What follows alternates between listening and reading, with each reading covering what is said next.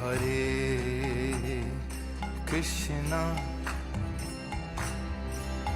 Hare Krishna, Krishna, oh Krishna, Hare Hare, Hare Rama, Hare Rama, Rama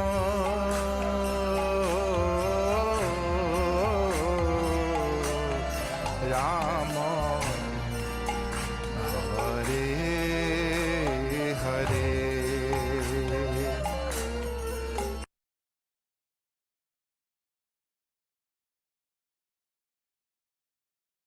Hare Krishna, dear devotees, please accept my humble obeisances. All goes to Srila Prabhupada.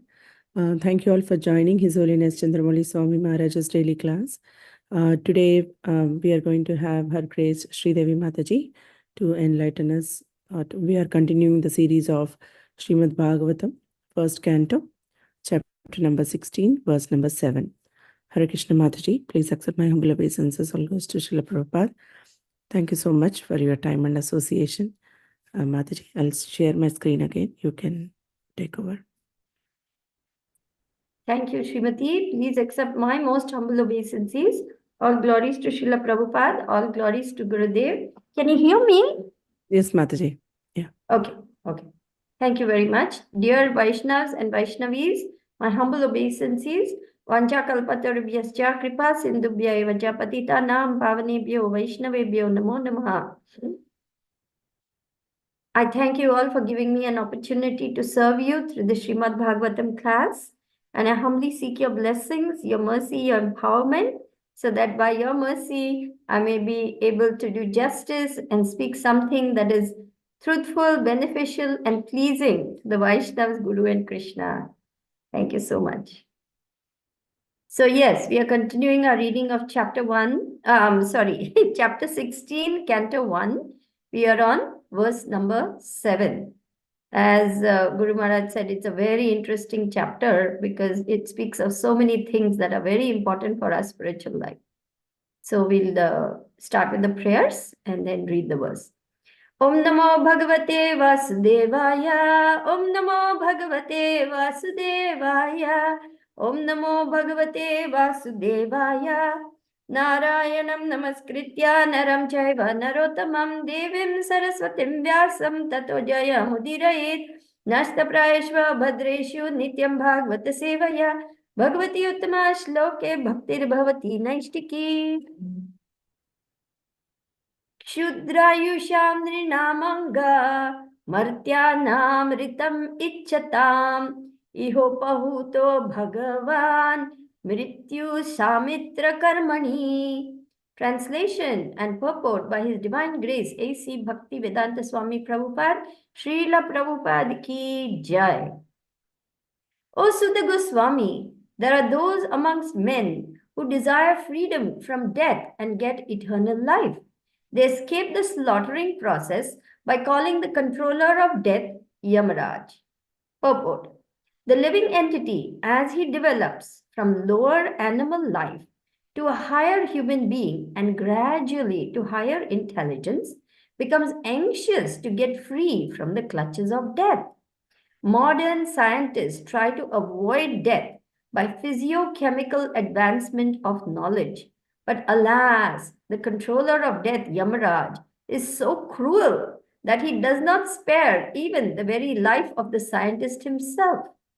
The scientist who puts forward their theory of stopping death by advancement of scientific knowledge becomes himself a victim of death when he is called by Yamaraj. What to speak of stopping death? No one can enhance the short period of life even by a fraction of a moment. The only hope of suspending the cruel slaughtering process of Yamaraj is to call him to hear and chant the holy name of the Lord. Yamaraj is a great devotee of the Lord, and he likes to be invited to kirtans and sacrifices by the pure devotees who are constantly engaged in the devotional service of the Lord. Thus, the great sages, headed by Shaunak and others, invited Yamaraj to attend the sacrifice performed at Naimisharanya. This was good for those who did not want to die. ॐ अज्ञानतिमिरन्धस्य ज्ञानाञ्जनशलाकया चक्षुरुन्मिलितं येन तस्मै श्रीगुरुवे नमः। श्रीचैतन्यमनोभीष्टं स्थापितं येन भूतले स्वयं रूप कदा मह्यं ददाति स्वपदान्तिकं। वन्देऽहं श्रीगुरो श्रीयुतापदकमलं श्रीगुरून् वैष्णवांश्च श्रीरूपं साग्रजातं सहगणा रघुनाथान्वितं तं सजीवं साद्वैतं सावधूतं परिजनासहितं कृष्णचैतन्यदेवं श्री राधा कृष्ण पादान सहगना ललिता श्री विशाखान्वितंश्च। हे कृष्णा करुणा सिंधु दीनबंधु जगतपते गोपेश गोपिका कांता राधा कांता नमोस्तुते। तप्त कांचन गौरांगी राधे वृंदावनेश्वरी ऋषभानुसुते देवी प्रणमामि हरिप्रिये। नमः ओं विष्णुपादाय कृष्णप्रेष्ठाय भूतले श्रीमते चंद्रमौली स्वामिनीति नामिने। नमः ओं विष्णुपादाय कृष्णप्रेष्ठाय भूतले श्रीमते भक्ति वेदांत स्वामिनीति नामिने। नमस्ते सारस्वते देवे गौरवाणी प्रचारिणे निर्विशेषा शून्यवादी पाश्चात्यादेशतारिणे। जय श्री कृष्ण चैतन्य प्रभु नित्यानंद श्री अद्वैता गदाधर शिवासादि गौर भक्त वृंद। हरे कृष्णा कृष्णा कृष्णा हरे हरे, हरे Ram Ram Ram Hare Hare. So, Srila Prabhupada is giving us a very graphic description of how we evolved. The lower species of life, they do not have any higher intelligence. They cannot think beyond the moment of how to get food, how to avoid death, how to mate, how to defend their territory. This is the only 4 things they involve with all the time. The cat, the dog, the sparrow, the fish, the snake, the whale, the elephant, the crocodile, peacock, ostrich, all these creatures, they cannot sit back and think, who am I? Who is God? What am I supposed to do in this world? No. What are they interested in? You just take an example of a tiny little sparrow. You just sit and look out of the window. Look at the birds. What are they doing? Every moment, they're looking for little grains of some food or some worm or insect. And every moment, they're looking this way, that way to see if there's a predator. Because in the world of nature, the natural world, the bigger creature eats the smaller creature, right? It's a prey, it's the food for the bigger creature is the smaller creature. The big fish eat the little fish. The little fish eat smaller little worms, germs, whatever. So this is the law of nature. There's no escaping. But when we evolved the human form of life, when we are given human existence, that means our body, mind, and intelligence highly developed. Man is the most evolved creature on the evolutionary scale. Who is the most evolved creature? Man. The human being is made in the image of God. Even in the words of the Bible, man is made in the image of God. What does that mean? We are the closest because we can attain the kingdom of God by applying our intelligence, by applying our devotion, by rekindling our loving relationship with Krishna and getting more and more absorbed in loving service to Krishna. By remembering Krishna, we will remember him at the time of death and go back. Yam yam vyapi smaran bhavam tajjante kalevaram. Let's go to 8.5 and 8.6, my dear Srimati. Those are very key verses for understanding how our consciousness at the time of death will determine our next life. Antakale cha mam, what is that? Antakale cha mam? Okay, I cannot remember the exact word, but whatever state of being, Antakale cha mameva smaran muktva kalevaram yaprayati samadbhavam yati nasti atra samshayaha. Whoever at the end of his life quits his body, remembering me alone, at once attains my nature. Of this, there is no doubt. So, in this verse, see the beautiful purport. In this verse, the importance of Krishna consciousness is stressed. Anyone who quits his body in Krishna consciousness is at once transferred to the transcendental nature of the Supreme Lord. The Supreme Lord is the purest of the pure. Therefore, anyone who is constantly Krishna conscious is also the purest of the pure. The word smaran, remembering, is important. Remembrance of Krishna is not possible for the impure soul who has not practiced Krishna consciousness in devotional service. Therefore, one should practice Krishna consciousness from the very beginning of life. If one wants to achieve success at the end of life, the process of remembering Krishna is essential. Therefore, one should constantly, incessantly chant the Mahamantra, Hare Krishna, Krishna Krishna, Hare Hare, Hare Rama, Rama Rama, Hare Hare. Lord Chaitanya has advised that one be as tolerant as a tree. Tarorapi Sahishnuna. There may be so many impediments for a person who is chanting Hare Krishna. Nonetheless, tolerating all these impediments, one should continue to chant Hare Krishna, Krishna Krishna, Hare Hare, Hare Rama, Rama Rama, Hare Hare, so that at the end of one's life, one can have the full benefit of Krishna consciousness. Now, this is what is our prescription. The doctor has given the prescription. But we must take the medicine, right? Enechi Oshadi Maya Nasi Baro Lagi Harinam Mahamantra Lao Tumi Magi. Jeev Jago, Gaura Chandra Bole. Yes? So this is the medicine and we are supposed to take our daily dose in order to get rid of this material fever that has entangled us and kept us in this disease condition for gazillion lifetimes. We have been here a long time. Yes, we have been here a long time. But once we awaken to the reality of who we are and our eternal life waiting for us, then we understand the importance, the urgency, and how crucial it is to practice Krishna consciousness. Now, it will interest you to know that even if accidentally one takes the name of Lord Krishna at the time of death or Lord Ram at the time of death, he achieves the same result. This is how merciful the Lord is. You see, Ajamil, he was actually a very Brahmin, came from a very good family. He was a Brahmin boy, well trained, but unfortunately falling into bad association, he forgot everything, gave up everything, led a very sinful life. And at the end, seeing the Yamudutas, he became so fearful that he called out to his little son, of whom he was very fond, saying, Narayan. And immediately, because he took the name of Narayan in helplessness, it was Namabhas. It was a non-offensive chanting, at least not any aparad. It was not pure chanting, but it was on the level of Namabhas. So immediately the Vishnu Dutas came and they told the Yamadutas, he has got purified. You cannot take him to Yamalok. It's a very interesting dialogue then between Yamadutas and Vishnu Dutas. And the Yamadutas went back to Yamaraj and very surprised, they asked him, how is it that, this sinful man could escape coming to hell? And then Yamaraj explained, well, he was a devotee of the Lord and he took the name of the Lord. So just taking the name of the Lord cleansed him of all the sins he had committed. And so therefore, he was exempted from coming to hell and paying for his crimes.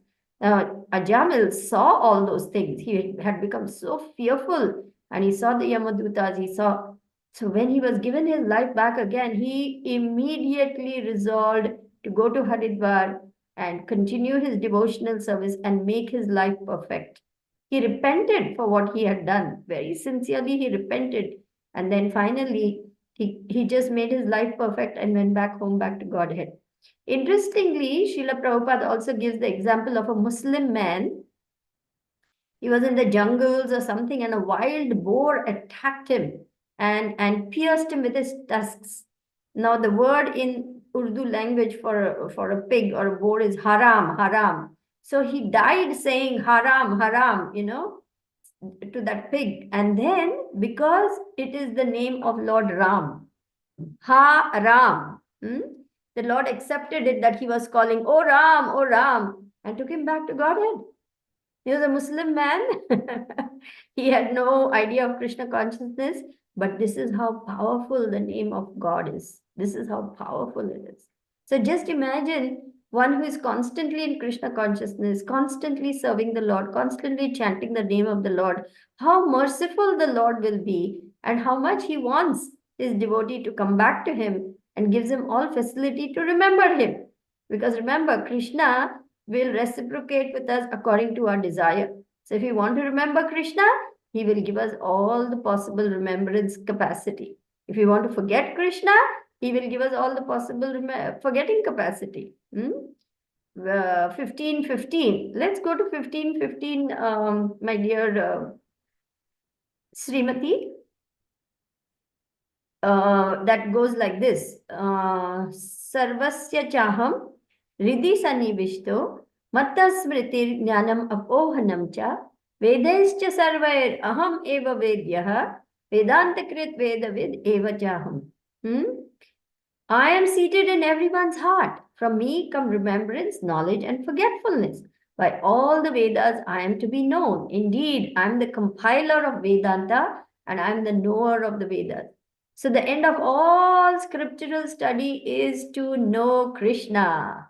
That Krishna is the supreme personality of Godhead. There is no more truth superior to him. That is what is the meaning of studying scriptures. People study scriptures, but because they are not in the disciplic succession, because they have not taken shelter of a bona fide guru, they cannot make out head or tail of who is God, who are they, what is to be done. They remain confused. So we are not confused. We know what is what because we have received the mercy of Srila Prabhupada. So Srila Prabhupada says, to know him is to love him. And to love someone means to serve them. So therefore, engaging in loving devotional service to Krishna will take us to the goal of constantly remembering Krishna. Satatam kirtayanto mam yadantascha dhridavrataha. Let's go to 9:14, Srimati. And there we shall see what is the formula to constantly remember Krishna. Namasyantasya mam bhaktya nitya yukta upasate. What is the meaning of that? Always chanting my glories, endeavoring with great determination, bowing down before me. These great souls worship me in devotion. Yeah, here we go. So these great souls are people like Nanda Maharaj, Yashoda Maya, the great sages, the great saints. Srila Prabhupada himself constantly absorbed, completely, every moment Krishna conscious, every moment. There was never a time when he forgot Krishna. In fact, Krishna was dictating to him the words to write in the books. Srila Prabhupada said, I have not written these books. Krishna has written these books. So, yeah, let's come back to our... let's go to 8.6 and 7. We finished 6. Let's go to 8.7, please. In 8.7, it's almost like a continuation. Yam yam vyapi smaran bhavam tyajante kalevaram tad tad evaiti kaunteya sada bhava bhavitaha.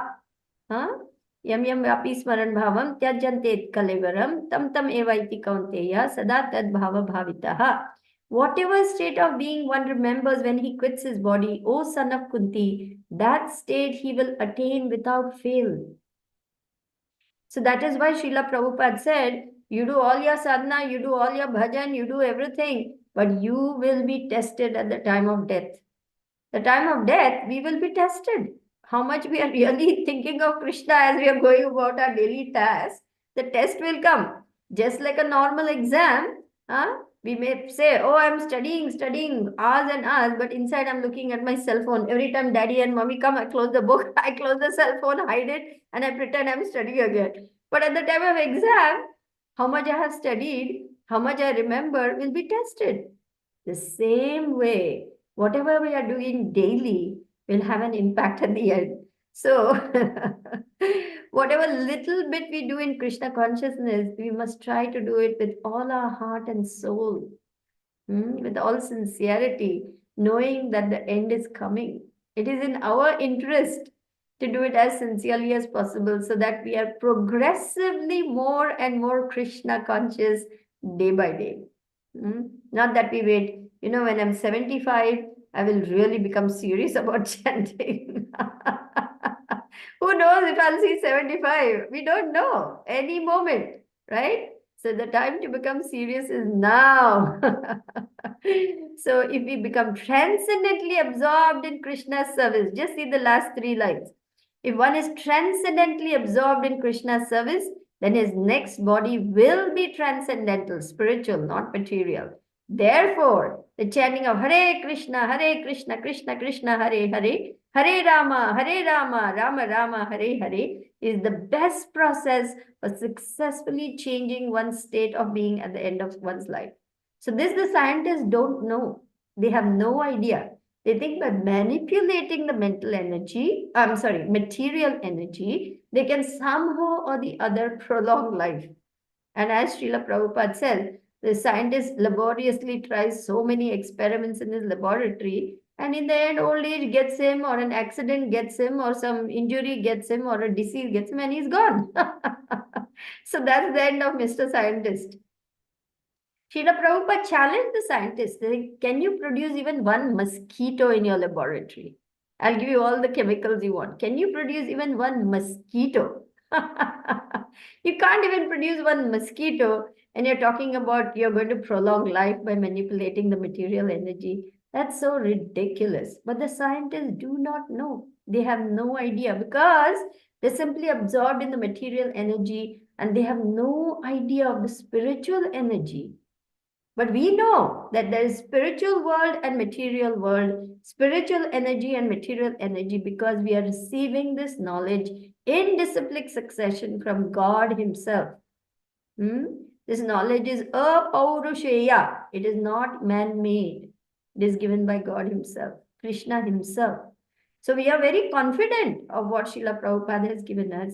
And we can see for ourselves as we practice Krishna consciousness, the benefits we are getting. We're getting more and more detached from the material energy. We are losing our interest in trying to find material enjoyment in this, that, and the other. In fact, we find great pleasure in being with devotees, in chanting the holy name, in serving devotees in some small way also. That actually brings so much happiness compared to anything of the material world, that we slowly start realizing, yes, Srila Prabhupada is right. I am meant to serve Krishna, and I can never be happy without Krishna because I am a spiritual being and I can only be happy in the spiritual energy.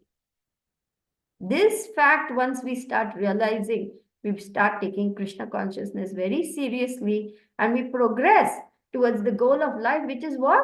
Immortality. No one wants to die. No one wants to grow old.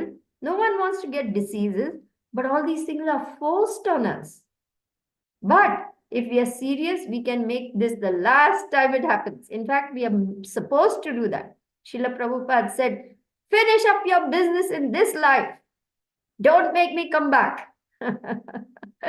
So, and we are given all the facilities, we are given all the, means, we are given all the environment through this Krishna consciousness movement. There are temples, there are beautiful deities, there's the association of devotees, there are wonderful books, so many books that we cannot finish in one lifetime, even one of the books properly. Just yesterday or day before, I was listening to Srila Prabhupada and he said, you cannot even understand one word of Bhagavad Gita even if you spend your whole life.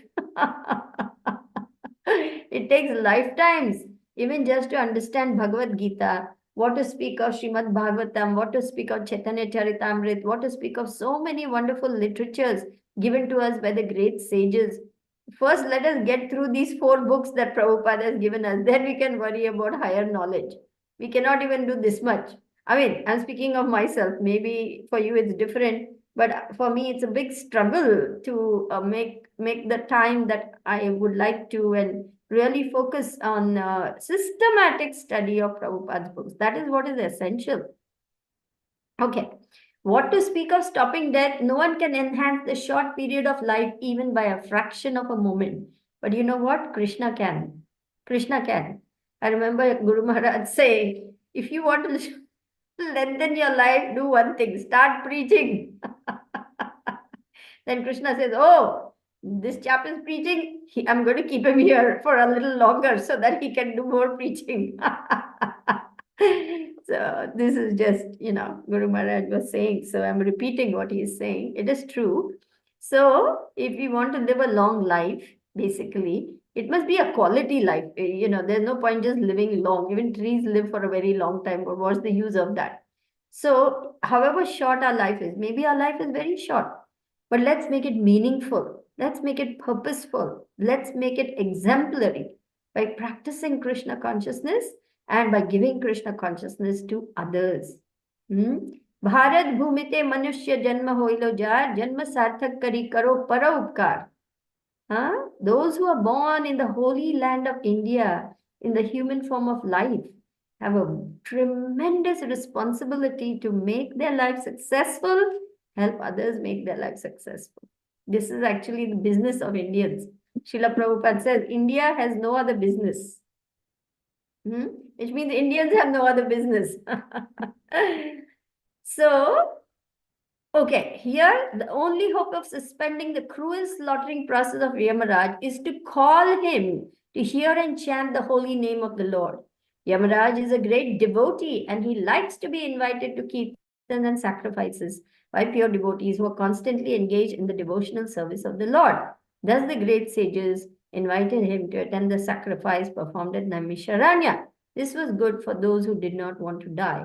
So what is the meaning of this? Invite Yamaraj, then you will avoid death. What it means is, because Yamaraj is a devotee and he likes to be with devotees, the whole meaning of that is you become a devotee. That's what is actually the meaning of what Srila Prabhupada is saying to us, that you become a devotee and you get absorbed in Krishna consciousness, and then Yamaraj, recognizing you as a devotee, will leave you alone. In fact, he has given this instruction to the Yamadutas that do not touch the devotees. They are not under our jurisdiction. This is a fact. I'll give you a real life example. This was told to us by one of the brahmacharis here when giving class. One of the disciples of Bhakti Siddhanta Saraswati Maharaj, he was a very sincere disciple, but somehow falling into bad association or just bad inclinations coming up, as anarthas, he became very sinful. And he left the mud and he was, not doing so well. And then suddenly there was some accident or there was some disease and he died. He was taken to the funeral pyre and he was going to be burnt. But suddenly he got up from the funeral pyre, jumped up and went running to the mud saying, I'm coming, please forgive me. I'm going to chant my rounds. I'm going to avoid all the sinful things that I have been doing. Please save me, my dear spiritual master. Please save me, please save me. And went running back to, actually by the time Bhakti Siddhanta Saraswati Maharaj had left, but his disciple was there. Then he fell at his feet, begged his forgiveness and said, please help me. I'm going to be a good disciple from now on. Later on, when they asked, what happened? We were going to, cremate you. He told the story. His soul was dragged to Yamlok and he was standing in line waiting to be punished. When Yamaraj noticed him and said, this is a disciple of Bhakti Siddhanta Saraswati. Keep him aside. I'm going to have to talk to Bhakti Siddhanta Saraswati Maharaj about this. So they pulled him out of the line and kept him aside, and Yamaraj called Bhakti Siddhanta Saraswati Maharaj. Bhakti Siddhanta Saraswati Maharaj came over there and said, yes, this fellow is very sinful, you should punish him. But somehow, because Bhakti Siddhanta Saraswati Maharaj is such an exalted soul, Yamaraj sort of pleaded and said, maybe we should give him another chance. So then they had a little discussion there and they sort of looked from there to the funeral pyre. They said, yes, his body has still not been set aflame. So maybe we can send him back with a stern warning to behave himself. And that is how his soul was sent back into his body. And he had got the fright of his life by that time. Can you imagine going to hell and seeing the hellish punishments being meted out to the people and all the groaning and the crying and the wailing that is going on there? It was a hellish experience, and he realized This is what happens to sinful people. So when he came back, he was absolutely convinced that there's no way he's going to commit sinful activities. And he was told to go and fall at the feet of this disciple of Bhaktisiddhanta Saraswati Maharaj. And he did that and made his life successful in Krishna consciousness. So this is not some somebody's imagination that hellish planets are there and Yamadutas are there. People have seen the Yamadutas. They have actually got frightened and they have reported seeing the Yamaduta. These are all facts. Just because with our eyes we cannot see at present doesn't mean it doesn't exist. This is all reality, and all this knowledge is given to us by Srila Prabhupada. So we want to take all these things very seriously ourselves and explain it to others who are willing to hear. There are many who are unwilling to hear, don't want to hear. And what can we do? We just pray for them, but we have to leave them alone. And we at least can give the knowledge to those who do want to know and try to help others make their life successful.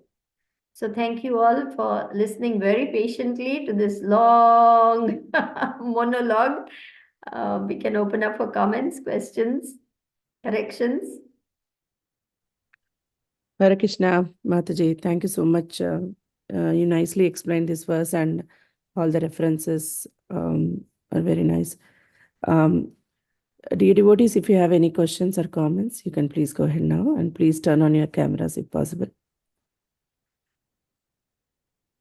So this is a very nice topic, Mataji, for the discussion. I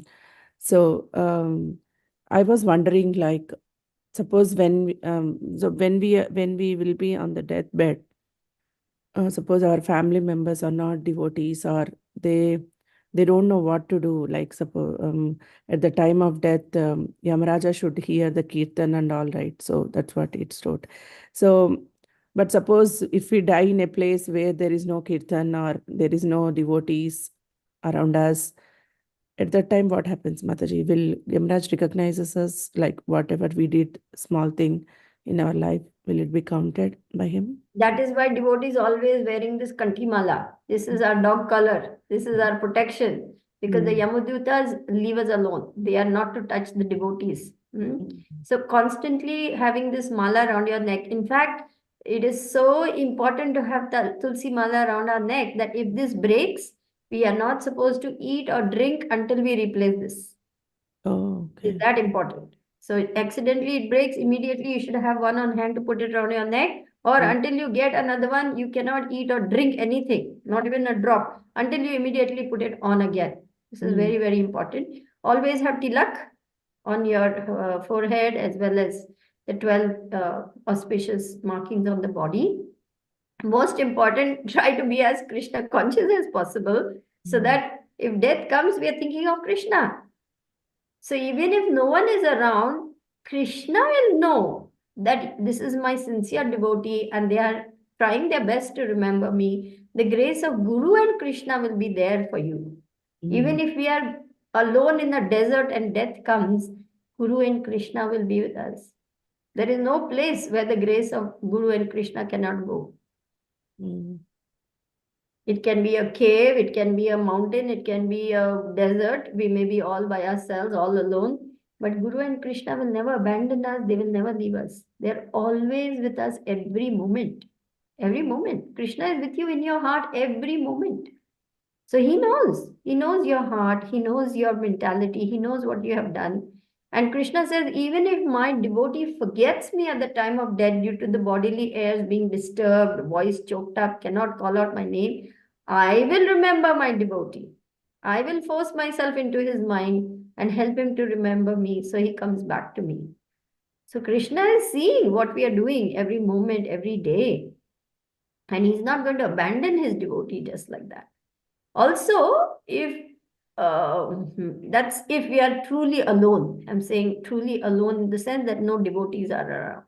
Generally speaking, always there will be some devotee somewhere. Even if you have gone to another country, another nation, ISKCON centers are everywhere. And if a devotee is fallen ill or some serious accident has taken place, immediately devotees will come. They will sing kirtan, they will have pictures of the deities, they will bring tulsi, they'll bring Ganga Jal, they will do all those things for you. But what you're describing is if you're really, really alone, what will happen? So Yeah. don't worry. The Guru and Krishna will be there for you. Mm. Okay, Mataji. Yeah. Thank you. Thank you, Mataji. Raj Prabhu, you have a question? Hare Krishna. Please accept my humble obeisances. All glories to Srila Prabhupada. All glories to Gurudev. All glories to all of the devotees. Please accept my humble obeisances. All glories to Srila Prabhupada. All glories to Gurudev. All glories to you, Raj Prabhu, and all the assembled Vaishnavas. Don't know where to start because I was going to ask a question and then I decided I don't want to ask that. And then I thought of another. Why?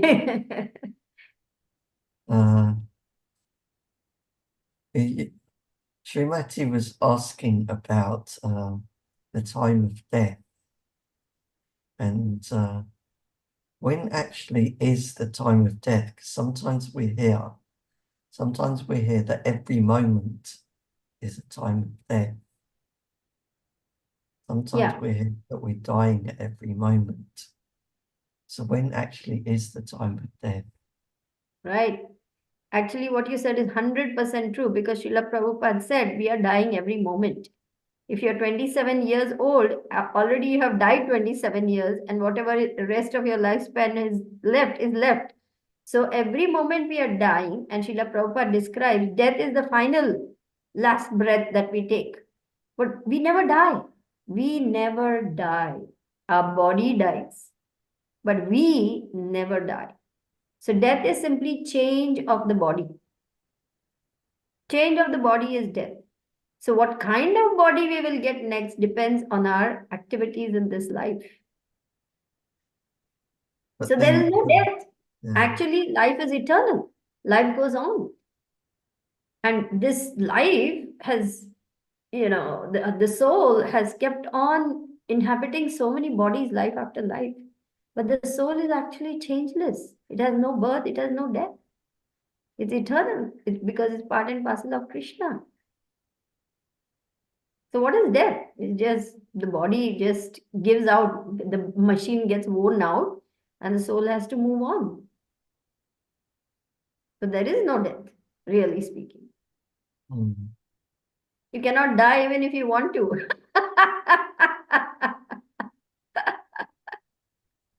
Oh, I want to die, I want to die. This life is so miserable, I want to die. Hey, you've got to live it out. Even if you decide, God forbid, I'm not saying you, people sometimes they get so fed up or frustrated or so depressed and all, I'm going to commit suicide, then all my problems will be over. Hey, your problems just have got increased now because you're in a ghost body. Now you still continue to have all the feelings, desires, but you have no means to fulfill them. So here you are in a subtle body, wanting to eat that rasgulla, you cannot. So you have to go into someone else's body and haunt them and eat through that body. I mean, just imagine what kind of torture we go through if we think suicide is the answer. We've just complicated our life even more.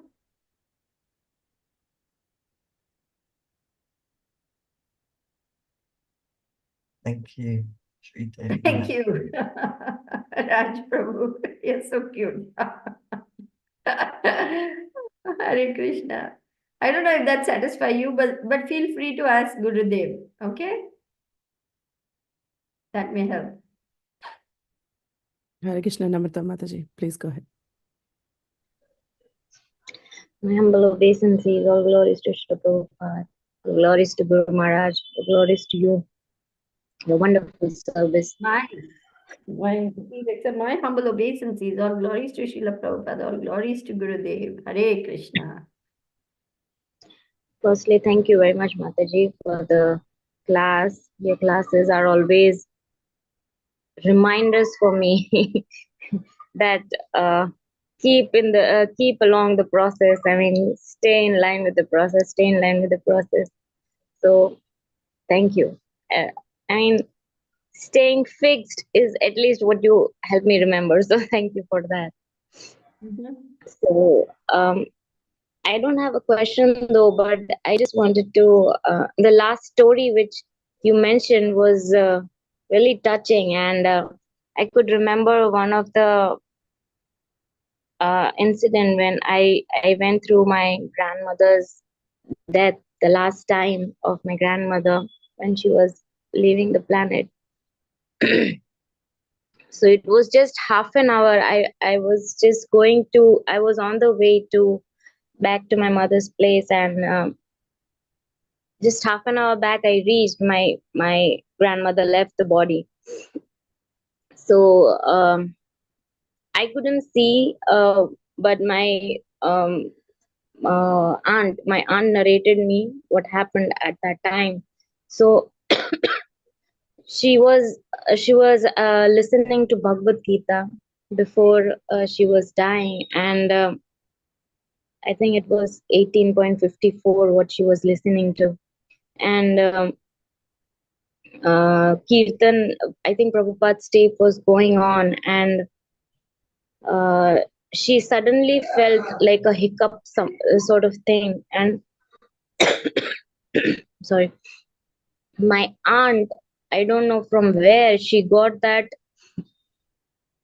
sudden awareness, and she ran towards the altar of my house, and she took the tulsi leaves and gangajal, because I told them that please keep it as nearby.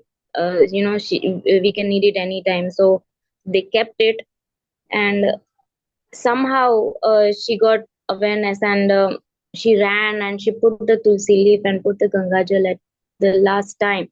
I think because of that tulsi leaf, she was not at the last time, she was not able to take anything. I think by the time she left her body, not even liquid she was able to take. So I think the tulsi leaf somehow stuck in her throat, and that is how she left the body. But I was just thinking that her whole life she was a very I don't know how to even describe a devotee, because whenever I read Vaishnava's qualities, I recall my grandmother, that yeah, she had this thing, and I have such a long way to go, just to just to get even her qualities.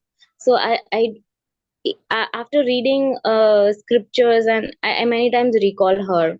So I used to think that uh, entire life she was dedicated to Krishna. Even if she is not able to see the sun, if she sees the sun rays, she used to touch the sun rays and take it on her head. She was like that.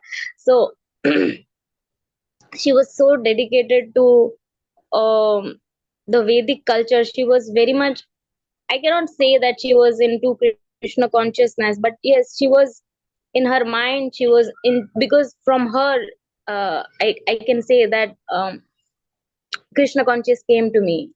So um, when you practice all day or all life in this mentality, in this consciousness, then at the last moment, I think Krishna arranges for you everything. So that is what I saw at that time when my aunt narrated me. I couldn't say anything, and just tear rolled from my eyes, and I was so choked. And I really felt at that time that yeah, Krishna arranges for you when you devote your entire life to Krishna. So I think some similar kind of incident happened with even Sukhava Mataji when she was here for her mother's final departure. She was here at that time. I think she told, when I went to her place, she told me that when even her mother was leaving the body, it was her last moment. And that day, I think from nowhere, in their street, nowhere the flower wala, they came. But that day, that day, in that time only, before a couple of hours, there was a flowerist who came with that topla on his head, and he got some tulsi, uh, and she said that tulsi were not that, so I took some flowers and tulsi, and that is how she could get the tulsi for her at the last time. So she was telling me, and never does the florist come like this, and that very day that guy came. So I was just thinking that if you are dedicating your entire life, it is Krishna who arranges for you at the last time. So Yeah, he never forgets his devotee. In fact, Krishna says that whoever is a friend is in me, whoever is a devotee is a friend is in me, I am in him also. 9:29. I envy no one, nor am I partial to anyone. But whoever is a devotee is in me, and I'm also in him. So Krishna never forgets his devotee, never abandons his devotee. He's always looking out for his devotee. He loves his devotee. Isn't that for sure. wonderful? Yeah. Know that Krishna is always there, and Krishna loves you, and he cares about you so much, and he wants the best for you. He's your best friend, he's your well-wisher, your best well-wisher, and he's arranging everything so that there's the best possible outcome. Isn't that wonderful?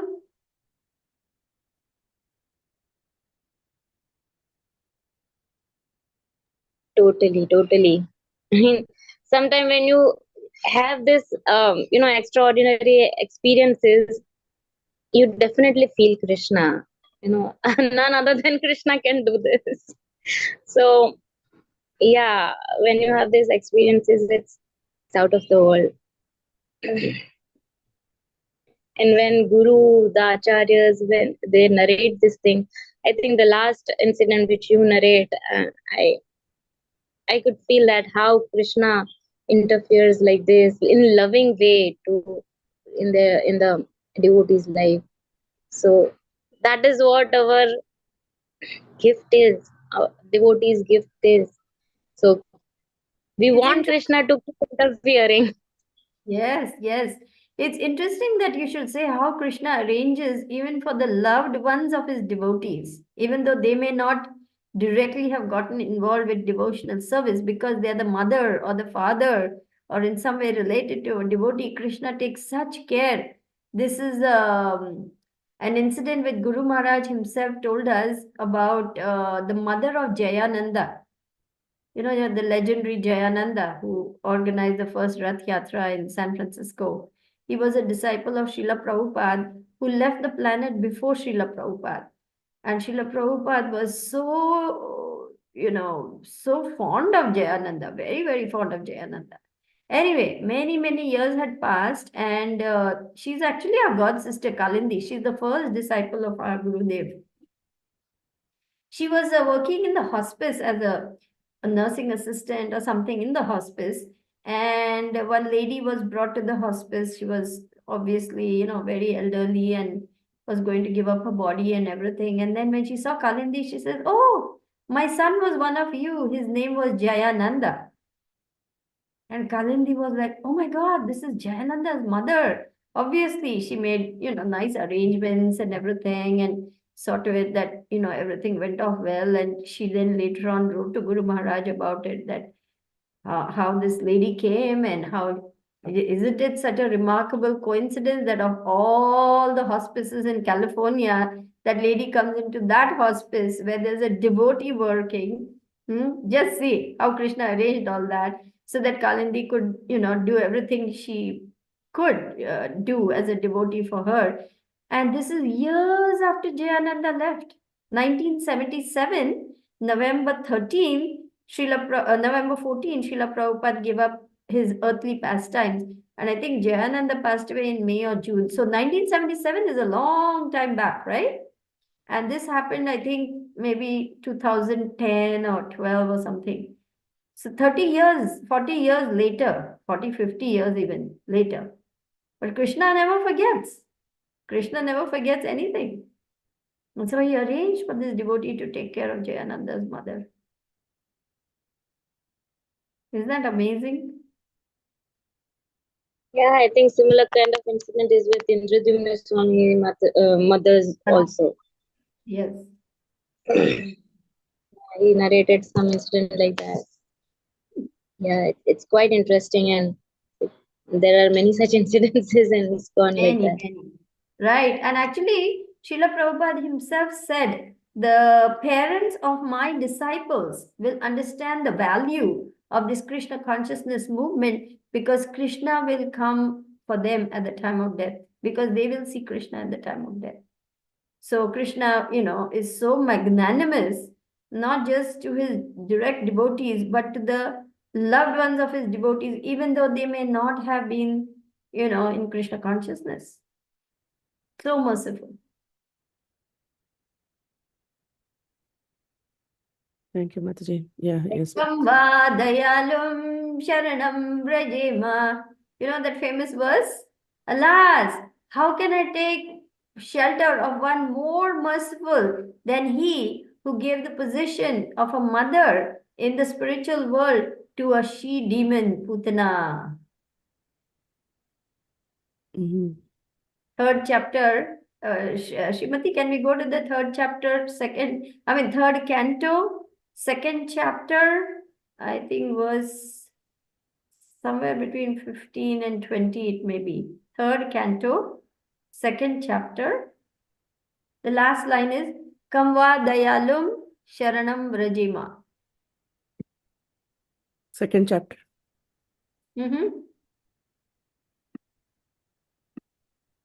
Third canto, second chapter. Let's see.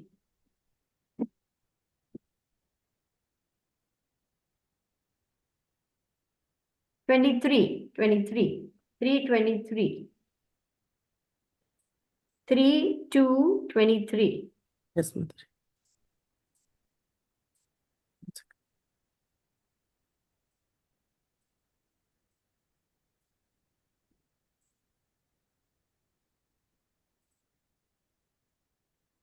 Yeah.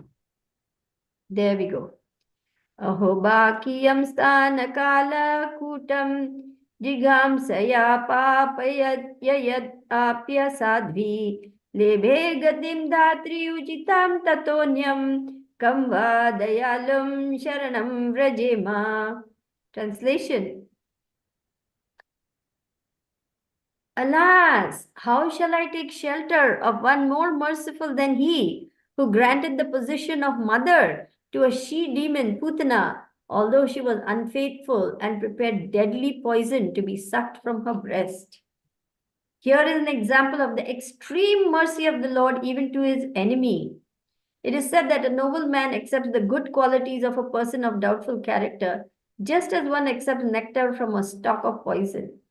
In his babyhood, he was administered deadly poison by Putana, who tried to kill the baby.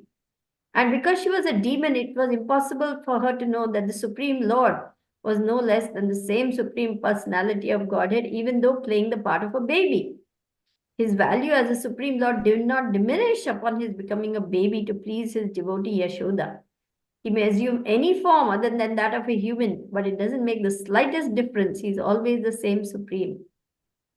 A living creature, however powerful he may become by dint of severe penance, can never become equal to the Supreme Lord. Lord Krishna accepted the motherhood of Putana because she pretended to be an affectionate mother, allowing Krishna to suck her breast. The Lord accepts the least qualification of the living entity and awards him the highest reward. That is the standard of his character. Therefore, who but the Lord can be the ultimate shelter?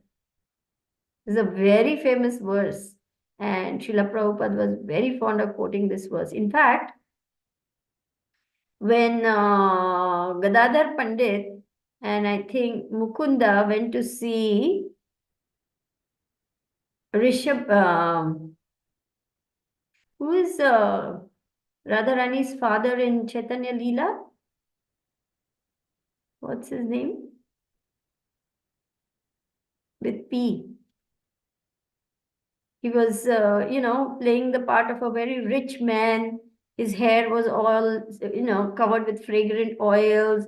He was twirling his mustaches. He had silken cushions all around and nice bedsteads and spittoons and he was chewing fragrant betel leaves, pan, and he was dressed in very costly silken garments. And when Gadadhar Pandit saw him, he said, "This is a devotee, he's a materialist." And Mukunda, understanding Gadadhar's mind, quoted this verse. And immediately, gosh, I can't remember what, it begins with P. Begins with P. He's the father of Rishabhanu. He comes back as Rishabhanu is the father of Radharani. In Chaitanya Leela, he comes back as, golly, how, just see my memory. Can't, let me try and Google it for you. Anyway, seeing that what Gadadhar was taking, Mukund quoted this verse, and immediately he just went into ecstasy. He just started tearing at his clothes and throwing furniture around, and he just lost it completely. He was in total trance for 6 hours. His servants tried to restrain him, but he was just destroying everything in the room. He was so overcome by ecstasy, just thinking of the mercy of Lord Krishna. And then Gadadhar realized, oh my God, this is a great devotee of the Lord. Just because he is living in such opulence, I have misunderstood him. And then he became his disciple. Not Pandurang. What? 1 second. I'll just try to Google it. I'm getting... Pundarika Vidyanidhi. There you go. Thank you. Pundarik Vidyanidhi. That's it. So, this is how this verse, simply by quoting it, Pundarik Vidyanidhi went into ecstasy. It's a very nice verse which shows the character of Krishna. He takes the least little service and gives the highest result. Imagine if we do one little thing for Krishna, he doesn't forget. Prabhupada said, if in your entire life all you did was hit one little nail into a doorway for Krishna in some temple somewhere, or something you did for Krishna, Krishna will not forget it. He will accept that as your service. So imagine what Krishna will do for his devotee who is faithfully serving him every day. So don't worry, your future is very bright.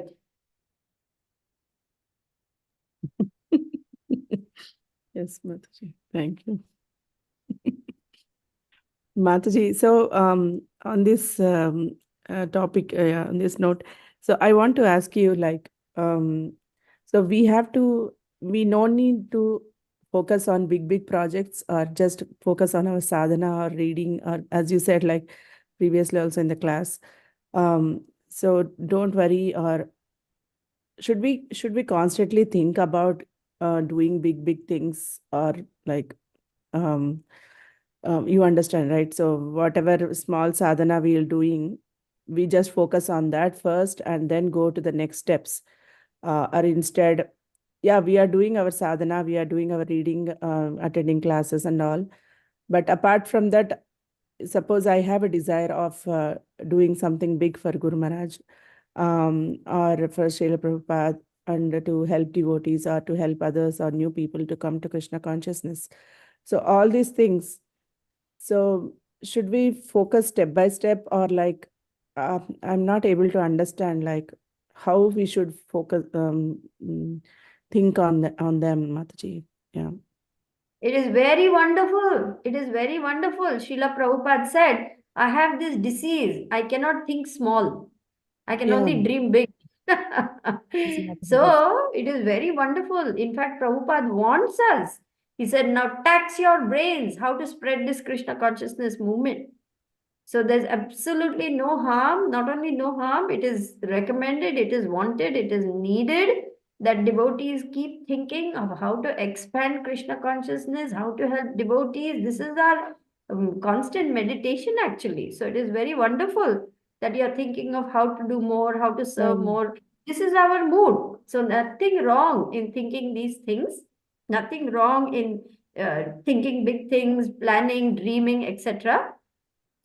But always check with Gurudev, like, we may have big dreams. Oh, I want to buy, this huge mansion just to have a big temple, but better to ask Gurudev Mm. before doing Yes. anything. Yeah. And always sort of check with Guru Sadhu Shastra before we undertake something big, like, a big expense or a big plan, whatever it may be. There is absolutely no harm in thinking along those lines. It is very good to think those things, but we must always check with the spiritual master how, if this is achievable, whether it's advisable to do it. Sometimes Guru may say, yes, go for it. And sometimes he says, no, absolutely not. This is not good for you. This is Okay. all just Maya. Sometimes that may be. So we are always guided by Guru Sadhu Shastra, but there's absolutely no harm in thinking big for our Krishna consciousness movement. Yeah, sometimes I feel that everything is in my mind. It's only in thoughts only. I'm not putting into action. So I don't have that much capacity. Sometimes I feel, Mataji. So I feel discouraged sometimes. So at that time, how should we think? What should be our thought process? No, Like, it is should we all right. tolerating or be patient? Yeah. Even if we cannot achieve it simply by thinking good for devotees, for the movement, you are gaining pious credits. In Kali Yuga, we don't get a reaction for thinking bad thoughts, but we get credit for thinking good, pious thoughts. So, even in the mind, if you're thinking something good, it is to your credit. It goes into your pious credits bank account. Sachinandan Maharaj said, I used to imagine that I am leading kirtan for hundreds of devotees. Why not? In my imagination, I'm doing devotional service. And later on, he went on to do japa retreats and, kirtan melas and everything. So we never know. It is always good to think good things for devotees, to dream something nice for our movement. Absolutely no harm in that. Even if we do not achieve it, just by thinking it, we are getting pious credit. And we may not achieve the whole thing, but even if we achieve a little part of it, that's something which the next person can build on. See, what we are doing is we are laying stepping stones maybe for the next generation to build on, build on, build on like that. So what we are doing, what we are thinking, even if it remains incomplete or little bit, it is never in vain. It is always going to benefit, if not directly us, the next generation. Remember, there's a saying, a wise man does not plant the tree for himself, but for his grandchildren. Yeah. He's never going to enjoy the fruits, but he knows his grandchildren will reap the results. So he plants the tree today. You see what I'm saying? Yes. So don't ever stop yourself from dreaming big dreams, thinking big thoughts, planning nice things. Doesn't matter. My head is always thinking all the things. I can't do one single thing. Yeah. Listening to Guru Because I don't Maharaj's have the classes. capacity, just like you. I don't have the physical capacity, nor am I an influential person, in Mayapur to, command a lot of, personnel or something like that. I don't have any position or stature or anything, but that doesn't stop me from dreaming. I'm happy dreaming big dreams for Krishna because I think at least I'm thinking of Krishna that way, or thinking of devotees, or thinking of pleasing Prabhupada and Gurudev. So no harm in that. Not at all. Yes, Mataji. Yeah. Listening to Guru Maharaj's classes always fired up with thoughts because they are so much motivational thoughts will Inspiring. come. Yeah. So, yeah, but the thing is, yeah, being in the female body and like this, so some things are not able to, we can't implement directly or immediately. It will take time. Right. And sometimes you may be the inspirational figure for someone else to do it. Remember, Shivaji was a great ruler of Maharashtra.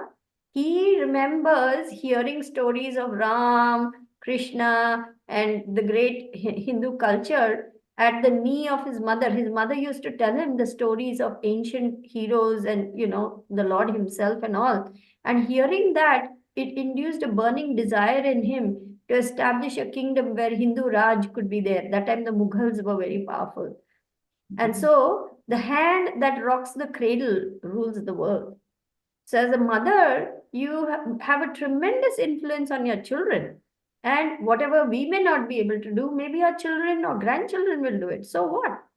So it's very nice to have big dreams. Mm. Yes, Mataji. Thank you so much. And never feel discouraged that you cannot achieve some part of it or even little bit of it. Doesn't matter. It is goes to your pious credits that you're thinking good things. In Kali Yuga, we get pious credits for thinking good things. Mhm. I'm not thinking about those things, but at least I want to, before I die, at least I want to do a little bit to Krishna consciousness in moment, Mataji. That's all. I hear you, lady. I'm the same. I'm thinking, oh Krishna, please, before I die, let me do something for you so that I don't go, with regret that I just ate and nicely got fat in Krishna consciousness and didn't do anything. Because we get such nice Krishna prasadam. This generation, our generation, we cannot even imagine what it is like not to have prasadam because we get such opulent prasadam. It's just there, tons of it and varieties of it. But the previous generation, they sometimes didn't have money even to buy decent bhog and eat properly. Guru Maharaj says that they used to eat oatmeal, no sugar, no milk, nothing, just plain cooked oatmeal in the very early days, and practically nothing else. It was so hard. And the only sweets that were made were little Maha sweets for the deity offering. That was all. So there was always that, oh, who will get the Maha sweets? Like that. Today, we have tons of sweets, tons of rasgulla, jalebi, paneer, this, that, everything. But that generation, they didn't have. But because they worked so hard for Prabhupada, we have all these temples, we have all these beautiful deities, we have all these programs, festival, because they worked hard. So therefore, we have to work hard so that the next generation can benefit. We may not see it in our lifetime, but they will. She's just returned to Mayapur. Tita Kiti has just come back yesterday. She's Okay. having jet lag Mm. and she's fine, but she's very, very tired, obviously. I peeked in and saw her briefly. She was fast asleep on the bed, but of course I didn't disturb her, obviously. But she's back in Mayapur. Thanks for asking. Okay. Thank you, Mataji. Thank you so much. Thank you. What is any more questions or comments? In the Krishna consciousness, there's like a million different things that we get told you should do this, you should do this, you should do this, and there's millions of things that that'd be nice to do, that'd be nice to do, but you can't do everything. And then sometimes, well, all the time, you get a little bit like, oh, what should I do then? And you just kind of like go with You should. I mean, it's up to you what you want to do and what you don't want to do is entirely up to you. Nobody forces anything on anyone in Krishna consciousness. We are never forced to do anything in Krishna consciousness. I remember, when I first joined the movement, that was not joined the movement, but came in touch with devotees. You can say that was 2001, October. But, I used to go to the temple, I used to take part in all the festivities, but no one ever told me, you should put on tilak, you should do this. On my own, after 1.5 years, I wanted to put on tilak. And so I got myself on tilak stick and I started putting on tilak. But no one ever said, you should wear this, you should do that, you should put on tilak, you should... I don't know, maybe because it was America and America is the land of freedom and they are fiercely independent people. Nobody tells anyone anything. So no one ever forced anything on me. Everything I did voluntarily. So what makes you say that you should? Who said that? I think they're saying it in a way of like encouraging you, not in a demanding way, but in an encouraging type way to try and engage you in different services. But obviously you can't do everything. Yeah, sometimes, I mean, it also depends on the person speaking. We all come from different mentalities, different backgrounds, different upbringing, different traditions. Sometimes, myself, maybe the way I speak, sometimes it may come across that I'm saying you should do this, you should do that, you should do that. That's because I come from an Indian background. My mother was a teacher. So if I come across as saying do this, do that, it may be because that's just how she was, and I'm just, unconsciously repeating it in that fashion. But that's not to say that you should take it as, I'm telling you to do something or I'm demanding something from you. That's just maybe my mannerism. But there's no such thing in ISKCON that you're forced to do anything. It's completely voluntary. In fact, when you find your calling, so to speak, you become so enthusiastic that wild horses will not keep you away from doing that. You know what I mean? You become so enthused about that particular seva that you're eager to do it. Nobody has to ask you to do it. Nobody has to force you to do it. Nobody has to tell you to do it. On your own, you want to do it because it's so joyful. And that is actually what Srila Prabhupada wants. He says our devotees should be encouraged to develop their initiative, to encourage them to have independent thinking, and to nurture their enthusiasm in how they want to serve Krishna. That's actually the qualities of a good leader, to bring out the best in everyone. Thank you. Thank you. And if I come across as saying you should, tell yourself that Mother Sridevi is telling her own mind, you should. She's not telling me anything. Okay? And that's for everybody. If I come across as saying something that comes across as an instruction, tell yourself, it is for Sridevi. Sridevi is telling herself this. It's for me, it's not for you.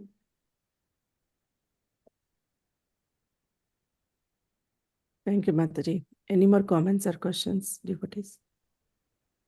Hare Krishna Mataji, Dandavat Pranam. Can you repeat the haram thing, Muslim man and other things? Can you? I couldn't hear to it properly, attentively. Yeah. Okay. Please accept my humble obeisances. All glories to Srila Prabhupada. All glories to our Gurudev. Yeah, so what happened was when this incident is related by Srila Prabhupada. Let me see if I can pull up that lecture for you, okay?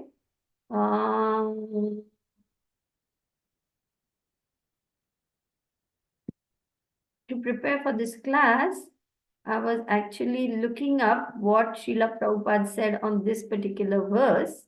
And in this, he spoke about Yamadutas, and he spoke about Ajamil, and then he relates this incident about the Muslims. So if I can pull it up, then I can actually show it to you by sharing my screen. Okay, just hang on. Okay, here we go. Srimati, can you allow me to screen share, please? So Teja Prabhu can actually see where Prabhupada has spoken this. Yes, Mataji. Okay, here we go. See, this is Srimad Bhagavatam, this very same verse, this exact same verse. I looked it up because I wanted to see what Prabhupada had said. And here is the incident I spoke about. I will highlight it for you. There is one statement in the Narsimha Puran that a Mohammedan was attacked by a wild boar. They killed by the tusk of the nose. So while the boar was killing that Mohammedan, he uttered, Haram, Haram. Haram is an Urdu word, but this word is found in Puranas also. Haram. Haram means condemned, condemned. So the Mohammedans, they do not eat, the flesh of a pig. Just like the Hindus, they do not eat the flesh of a cow. Similarly, this flesh of a pig is haram. So he did not mean Rama. He wanted to say condemned. This boar is condemned, haram. but he got the result of chanting Ha Rama, Ha Rama. Oh my Lord Ramachandra, he got the result. This is Srila Prabhupada speaking, January 4th, 1974, Los Angeles, 1:16:7. Got that? Thank you. Yeah. Thank Okay. you. Hare Thank you. Thank you. Happy to share. Yes, that's the one. Thank you, Srimati. Thank you so much, everyone. Yeah, I think we can end the call here. Thank you, Mataji, for such a wonderful discussion. Thank you all devotees for participating and joining the class today. We'll see you all tomorrow again. And we'll end the call here, Mataji. Thank you all very much. Pavanebhyo, Vaishnavebhyo, Vaishnavebhyo Namo Namaha. My most grateful thanks to all of you, and thank you for the wonderful questions. And as Srimati said, such nice discussion. Thank you, Srimati, for being so patient with all of us. I know it's gone way beyond the 20 minutes beyond our usual time. So thank you for giving us this extra time. Thank you, Mataji. It was a nice discussion. We should Hare Krishna. Srimad Bhagavatam ki jai, Srila Prabhupada ki jai, Guru Maharaj ki jai. Thank you, Mataji. Thank you. Thank you, everyone. Hare Krishna. Jai Gurudev. Jai Srila Prabhupada. Mataji, I made you host. You have